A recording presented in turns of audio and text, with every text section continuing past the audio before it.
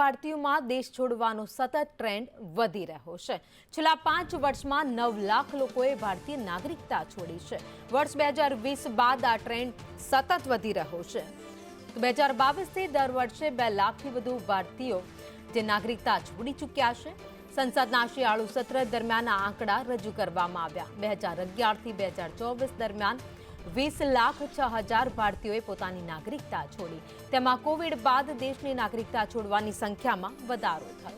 2022માં કોવિડને કારણે ઇમિગ્રેશન પ્રક્રિયાઓ ઠપ થઈ ગઈ હતી। ત્યારબાદ પ્રક્રિયા શરૂ થતાં જ ટ્રેન્ડમાં વધારો જોવા મળ્યો। તો અનેક કરોડપતિ ભારતીયોએ પણ દેશની નાગરિકતા છોડી છે। 2014થી 23,000 જેટલા કરોડપતિઓએ ભારતીય નાગરિકતા છોડી ચૂક્યા છે। તો મોર્ગન સ્ટેનલીએ આપ્યા છે આ કરોડપતિઓ અંગેના આંકડા, જે અત્યાર સુધીમાં હજારોની સંખ્યામાં જે કરોડપતિઓ છે જે ભારતીય છે એ લોકો પણ ભારતની નાગરિકતા છોડી રહ્યા છે।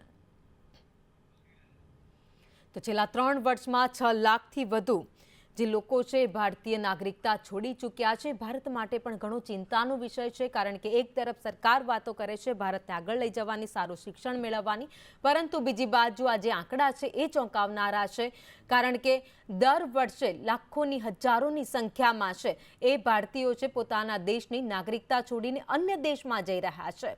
કોરોના કાળ બાદ આંકડો છે સતત વધવા લાગ્યો છે, ટ્રેન્ડ વધવા લાગ્યો છે। ભારતીયોમાં ભારતીય નાગરિકતા છોડવાનો ટ્રેન્ડ વધ્યો છે, એ આપણા માટે પણ ચિંતાજનક છે। દેશ છોડવા માટે અત્યારે લોકો અભ્યાસ કરવા માટે જતા હોય છે, ત્યાં સ્થાયી થવા માટે જતા હોય છે, એના અલગ અલગ કારણો પણ છે। પ્રદૂષણ હોય, શિક્ષણ હોય, જેવા મોંઘવારી જેવા અનેક મુદ્દાઓ છે જ્યાં લોકોને હવે સર્વાઈવ કરવું પણ મુશ્કેલ બની રહ્યું છે। તો બીજી બાજુ સારું શિક્ષણ લેવા માટે થઈને યંગસ્ટર છે એ વધારે વિદેશ જતા હોય તેવી અત્યારે અપડેટ જોવા મળી છે। બીજી બાજુ ટ્રાફિકની સમસ્યાઓ છે, નિયમો છે, એ ઘણું જ બધું છે, કાયદા અંગેની વાતો છે, આ બધી જ મુદ્દાઓ મેટર કરતા હોય છે। ત્યારે છેલ્લા 5 વર્ષમાં 9 લાખથી વધુ લોકો છે જે અત્યાર સુધીમાં ભારત દેશ છોડી ચૂક્યા છે।